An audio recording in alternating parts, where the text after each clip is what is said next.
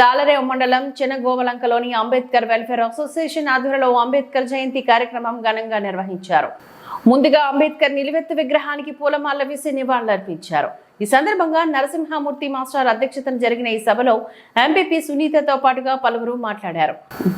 అంబేద్కర్ ఆశయాలను నేటి యువత ముందుకు తీసుకువెళ్లాల్సిన అవసరం ఎంతైనా ఉందని ఆకాంక్షించారు. నేడు దేశంలో ప్రజలకు అందుతున్న అనేక హక్కులు ప్రదాత అంబేద్కర్ అంటూ కొనియాడారు. ఈ కార్యక్రమంలోని గ్రామ సర్పంచ్ కోరుకొండ సింహాద్రమ్మ, ప్రముఖ వైద్యురాలు భానుమతి, మాజీ ఎంపీటీసీ సభ్యుడు బోయిడి వేణుగోపాల్, దళిత నాయకులు రాయుడు గంగాధర్, పెద్దిరాజు, కూరాటి శ్రీకృష్ణ, కాశీ రామారావు, కొట్నాల గణేశ్వరరావు, ఎడ్ల కుటుంబరావు, టేక్మూడి ఈశ్వరరావు తదితరులు ఈ కార్యక్రమంలో పాల్గొన్నారు. నీకు అంటే ఒక కార్మికుడు ఎవరైతే ఉన్నాడో వాళ్ళందరికీ హక్కులు ఇవ్వాల్సింది ఇచ్చాడు. ఒక లేడీ ఎంప్లాయ్ ఎవరైతే ఉన్నారో ఆవిడకి ఇవ్వాల్సినవి అన్ని ఇచ్చాడు.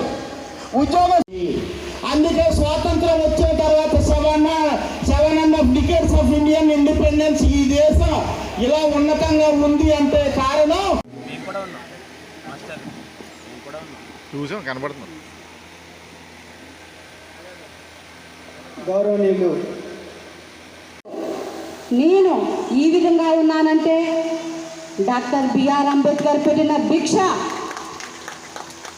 ఈరోజు మనమందరం 5 ఏళ్ళు నోట్లోకి వెళ్తున్నాయంటే ఆ మహానుభావుడు పెట్టిన భిక్షే.